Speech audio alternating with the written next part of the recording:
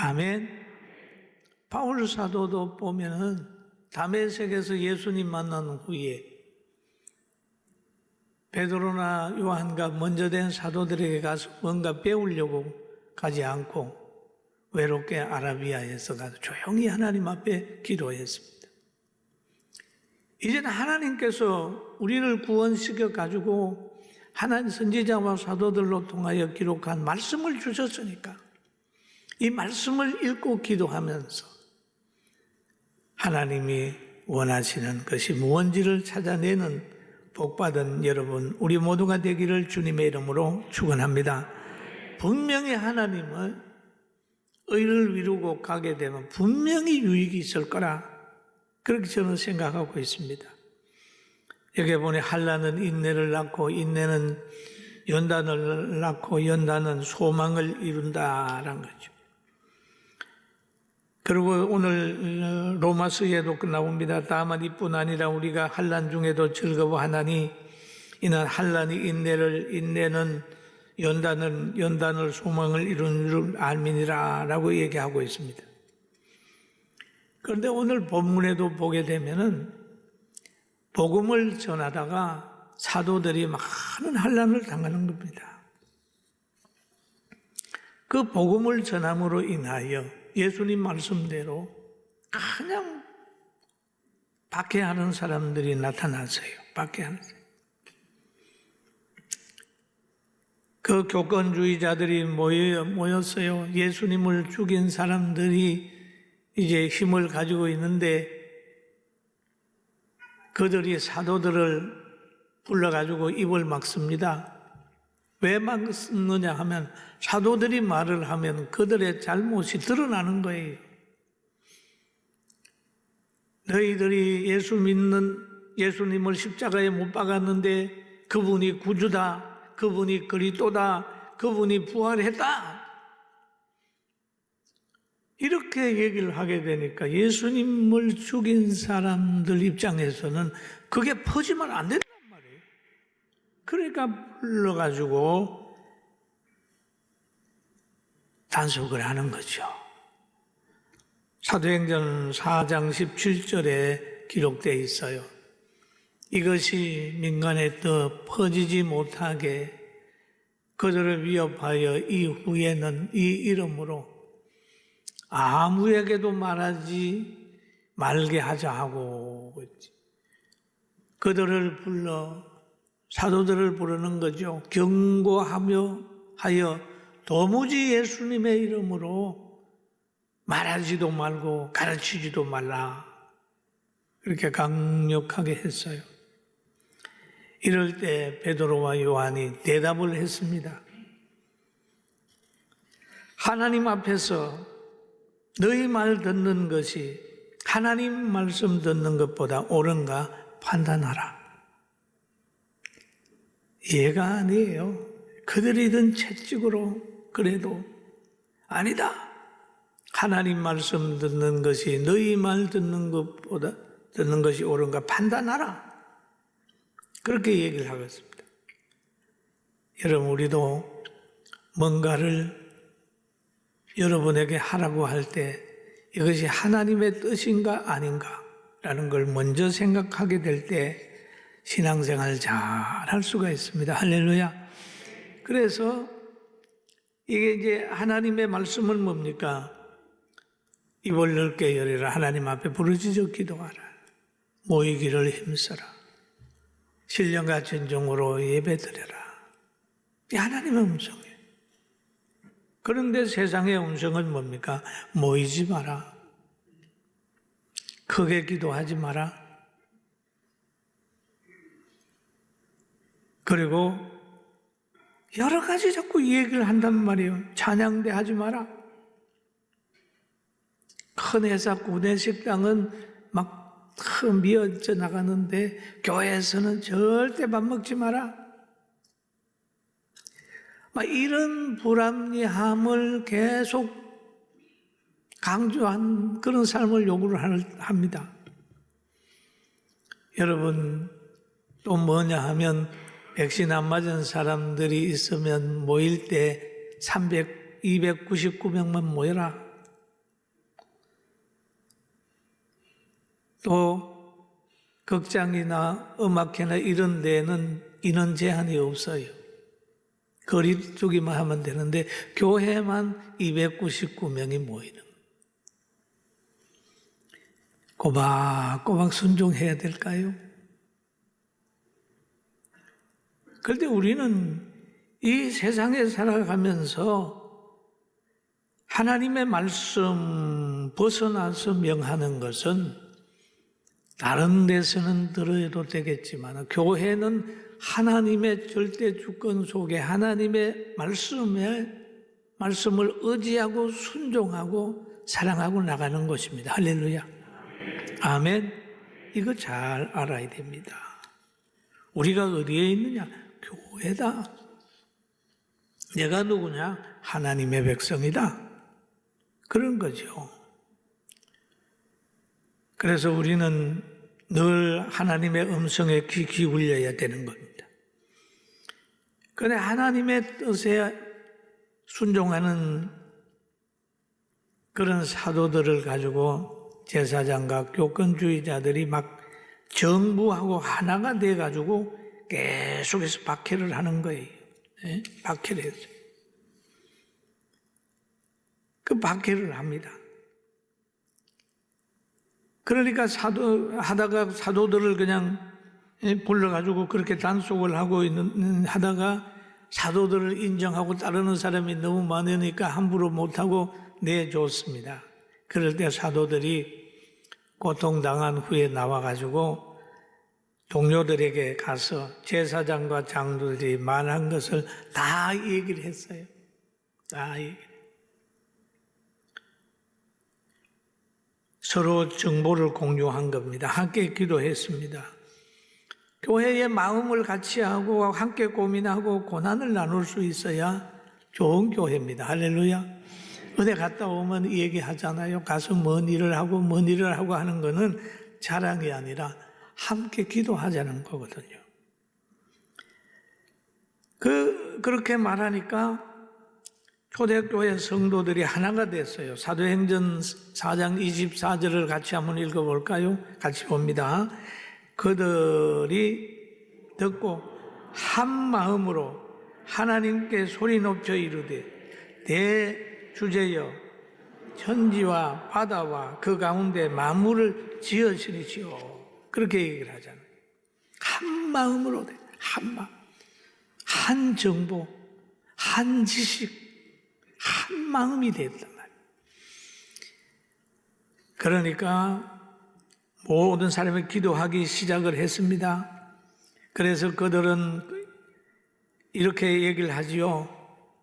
시편 22장 1절 2절을 보면서 어찌하여 이방 나라들이 분노하며 민족들이 헛된 일을 꾸미는가.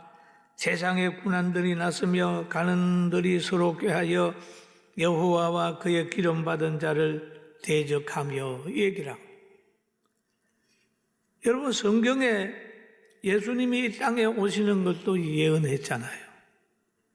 베들레헴의 탄생도 예언된 사건 아닙니까? 애굽으로 피난 가는 것도 예언된 사건이에요. 그리고 십자가의 죽음도 성경에 예언된 사건이고 부활도 예언대로 이루어졌고 성령 오순절에 성령 임하는 것도 미가 선지자를 통하여 말세에 성령이 임한다고 얘기를 했어요. 그런데 지금 사도들이 박해받는 것도 보면 다 성경대로 이루어지는 거니까 낙심하지 말고 힘을 내라. 여러분 말세에 우리가 살아가는 동안에는 많은 사람들이 사랑이 식어진다는 거죠. 예? 처처에 기근과 지진이 일어나고 전쟁의 소식이 들린다고 그러는데 지금 말세의 징조가 그대로 이 땅에 일어난다는 거예요. 그러니까 이때는 불안해하는 게 아니라 하나님을 바라보며 기쁘고 즐거워하는 거예요. 할렐루야. 왜? 우리는 영원한 세계가 열려있기 때문입니다. 그래서 여기에 보면은 가연, 헤롯과 본디어 빌라도는 이방인과 이스라엘 백성과 합세하여 하나님께서 기름 부으신 거룩한 종 예수를 거스려 하나님의 권능과 뜻대로 이루려고 예정하신 그것을 행하려고 이 성에 모였나이다 라는 얘기를 하고 있습니다. 그러면 헤롯 대왕이 있는데 헤롯 대왕은 그 베들레헴에 있는 아이들을 죽인 대왕이에요. 그런데 헤롯 대왕이 자녀가 있는데 그 자녀들을 이렇게 세 명에다가 나라를 나누어줘요. 분봉왕. 그러니까 아버지도 악한 일을 하더니 자녀들도 악한 일을 하세요. 그 중에 하나가 공석이 될 때 바로 빌라도가 총독으로 그 자리를 미우게 되는 거예요. 이 다 합쳐가지고 예수 믿는 사람을 막 박해를 하고 있어요. 여러분 교회를 박해하게 될 때는요, 다 이방인들이나 모든 것들이 다 마음을 같이 해서 막 박해를 하는 거예요. 그래도 하나님의 교회는 예수님이 무덤에서 부활했듯이 어떤 환경 속에서라도 승리한다는 사실을 우리 모두가 믿게 되길 주의 이름으로 축원합니다. 그들이 한 마음으로 기도했는데 4장 29절을 한번 우리가 같이도 한번 봅니다. 4장 29절입니다.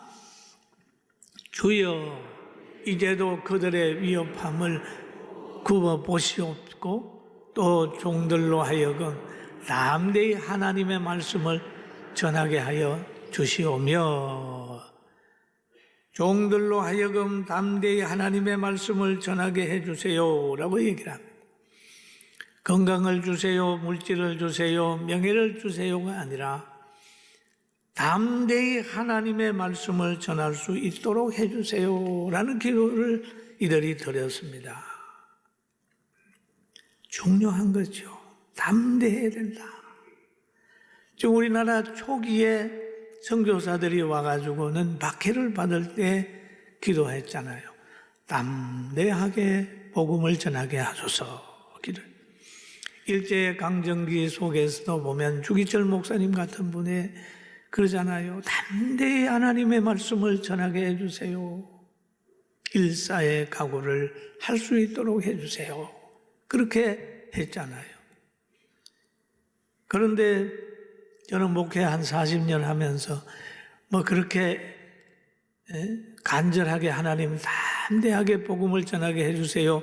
그런 기도를 별로 안 한 것 같아요. 왜냐하면 너무 편했으니까. 열심히 설교하고 전도하고 신방하고 뭐 이것만 했지 박해하는 사람이 없었잖아요. 우리나라에 이렇게 박해했나요? 그러나 지금은 감염병 법이 종교에 대해서 너무 과도하게 함으로 인해서 하나님 여기에 굴하지 않고 바르게 예배드리게 해주세요라고 하는 담대함을 달라고 기도를 하는 거예요. 할렐루야. 아멘. 시대에 따라서 기도가 달라지는 거예요. 시대에 따라서. 종교의 탄압의 수준으로까지 가는 거잖아요. 이럴 때 순종 그 말 들어버리면 찬양대도 못 쓰고 동성기도도 못 쓰고 못하고 해버리면 이게 신앙의 표현의 자유가 훼손되잖아요. 그러니까 하나님 말씀대로 할 수 있는 능력을 주십시오라고 이렇게 기도를 합니다. 여러분 우리도 어려움이 있을 때마다 그 어려움 세속의 권력에 지지 말고 하나님 앞에 담대하게 복음을 전하게 해달라고 기도하는 여러분과 제가 되기를 주의 이름으로 축원합니다. 그러니까 말씀을 전하게 해주세요라고 얘기를 하잖아요. 이 말씀이 뭐냐? 요한복음 1장 14절에 보니까 그런 말이 있습니다. 말씀이 육신이 되어 우리 가운데 거하심에 우리가 그의 영광을 보니 아버지의 독생자의 영광이요 은혜와 진리가 충만하더라. 은혜와 진리가 충만하다. 말씀이 육신이 되어 우리 가운데 왔다. 예수라고. 예수님을 전하게 되면 바로 그 전함으로 인하여 뭐가 되냐 하면 진리가 전파되고 천국 가는 길이 되는 것이고 영원한 생명이 되는 거죠.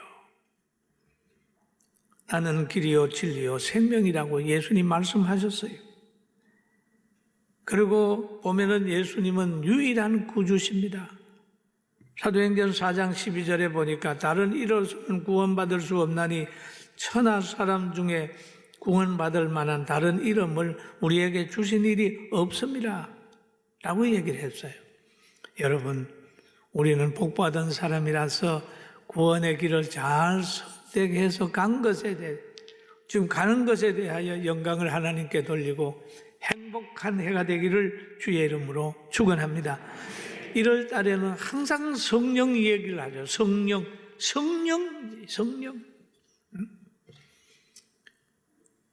여러분, 캄캄한 어두운 밤에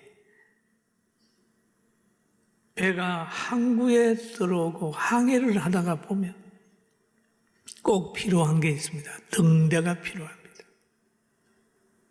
등대가 있어야 그걸 보고 항구에 잘 될 수가 있어요.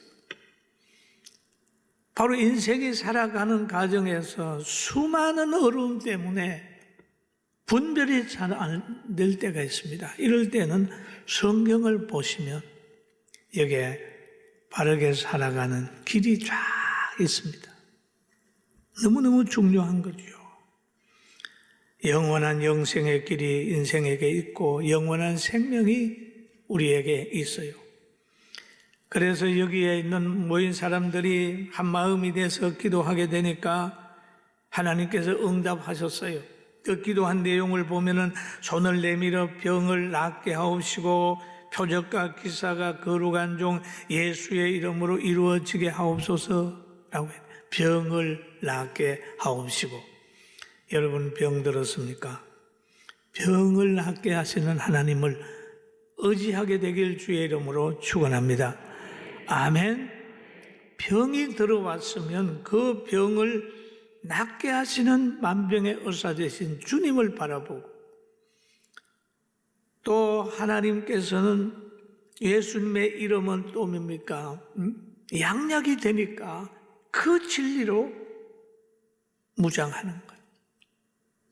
그러면서 표적과 기사가 거룩한 종 예수의 이름으로 이루어지게 하옵소서. 나면서부터 한 번도 걸어보지 못한 사람이 베드로와 요한을 통해서 예수님의 이름으로 고침 받는 걸 여러분 보았잖아요. 사도행전 3장에 있잖아요. 나에게 은강금은 없거니와 내게 있는 것으로 내게 주노니 나사렛 예수의 이름으로 걸으라고 했더니 발에도 발목에도 힘이 생겨서 뛰어서서 걸으며 하나님을 찬미하며 성전에 들어갔다는 말이 있잖아요. 영육간의 회복이 됐어요. 사랑하는 성도 여러분, 우리 영육간의 회복이 되기를 주님의 이름으로 축원합니다. 영육간의 회복이에요. 육만 회복이 되게 되면 정신적으로 항상 힘들어져요. 또 정신적으로 영적으로만 회복이 되면 육신적인 연약이 되면 또 안 되잖아요. 영육간의 회복이 된다. 예수님의 이름에는 영육간의 회복의 은혜가 있다는 걸 알고 죽음의 병까지 두려움의 병까지 다 고침받고 올 한 해 기쁨과 즐거움이 지배하는 한 해가 될 줄로 믿습니다. 성경은 말합니다. 수고하고 무거운 짐 진 자들아 다 내게로 오라 내가 너를 쉬게 하리라. 마태복음 11장 28절에 말씀하셨어요. 예수님의 말씀이에요. 그리고 오늘 본문에 보니까 빌기를 다하여 모인 곳이 진동하더니 빌기를 다하며 모인 곳이 진동하더니 무리가 다 성령이 충만하여 담대히 하나님의 말씀을 전하니라. 왜 기도 제목이 하나님의 말씀을 전하게 해주세요. 담대히 전하게 해주세요. 그러니까 성령을 줘서 담력을 주어서, 성령을 통해 담력을 줘서 하나님 말씀을 전하게 만들어 주셨어요. 빌기를 다하며 모인 곳이 진동하더니 우리가 다 성령이 충만하여 그랬습니다. 그러면 성령이 충만하면 어떤 현상이 올까요? 사랑이 생기는 겁니다. 또 성령이 충만하면 권능을 받고 예루살렘과 유대와 사마리아와 땅끝까지 정인이 되는 권세가 와요. 그리고 성령이 충만하게 되면 사랑이 생기고 희락과 화평과 온유와 절제와 양성과 충성과 온유와 모든 것들을 가지고 있는 거예요. 이런 마음으로 복음을 전하게 되는 거예요. 그렇게 복음을 전했더니 오늘 사도행전 그 뒤편에 쭉 보면 나옵니다. 하나님의 말씀을 전하게 되니까 온 무리가 한 마음이 되어져. 한 마음으로 기도했더니 성령이 역사하셨고 한 마음이 되어 복음을 전했더니 복음을 듣는 모든 사람이 한 마음이 됐어요. 우리가 한 마음이 되었고 서로 물건을 통용하며 물건을 통용하는 게 굉장히 중요합니다. 만약에 갱이 하나가 동네에 서너 개만 있어도 동네 사람 다 쓰면 되잖아요. 필요한 거 갖다 놓고. 우리도 좀 뭔가 필요한 거 있으면 나누어서 쓰면 좋을 것 같아요. 통용하고 물건을 서로 통용하고 예수님의 부활을 증거했고 가난한 사람이 없어졌어요. 서로 자꾸 필요를 채워줬어요. 필요를 채워. 신령한 가족, 신령한 공동체가 된 겁니다. 아무쪼록 여러분, 우리도 서로 물건도 통용을 하고 서로 위로하고 사랑해서 어려움이 없이 이 세상 이겨나가는 박해 중에도 기쁨과 즐거움으로 살아가는 우리 모두가 되기를 주의 이름으로 축원합니다. 여러분, 하나님의 말씀으로 무장하는 2022년도 되고 박해나 질병이나 두려워하지 말고 기뻐하고 즐거워하라 라고 하는 이걸 마음에 꽉 심고 즐겁게 살아가는 우리 모두가 되기를 주의 이름으로 축원합니다. 기도드리겠습니다. 지금은 우리 주 예수 그리스도의 은혜와 하나님 아버지의 극진하신 사랑하심과 성령님의 감동과 아마 충만 내적 교통하심이 사랑하는 성도들과 귀한 가정 위에 우리 모두들 위에 이 나라 이 민족 위에 하나님의 말씀을 듣는 많은 분들 위에 지금부터 영원 무궁토록 함께 있을지어다. 아멘.